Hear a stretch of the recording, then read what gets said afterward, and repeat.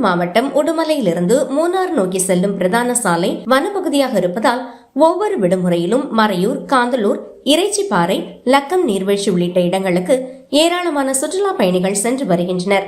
ஆயுத பூஜையை முன்னிட்டு தொடர் 5 நாள் விடுமுறை அறிவிக்கப்பட்டுள்ள நிலையில் மூணார் உள்ளிட்ட பகுதிகளுக்கு பெருமளவில் சுற்றுலா பயணிகள் திரண்டனர். இதனால் விடுமுறை முடிந்த பிறகு வீடு திரும்பும் போதே உடுமலை மூணாறு சாலையில் கடும் போக்குவரத்து நெரிசல் ஏற்பட்டது. சாலை குறுகலாக இருந்ததால் எஸ்பேண்டு, புங்கன் ஓடை உள்ளிட்ட பகுதிகளில் வாகனங்கள் பல கிலோமீட்டர் நீளத்திற்கு நின்று பயணிகள் சாலையில் பல மணி நேரம் சிக்கியிருந்து அவதியடைந்தனர். குறிப்பாக பெண்கள், குழந்தைகள், மூத்த குடிமக்கள் கடும் சிரமத்தை அனுபவித்தனர்.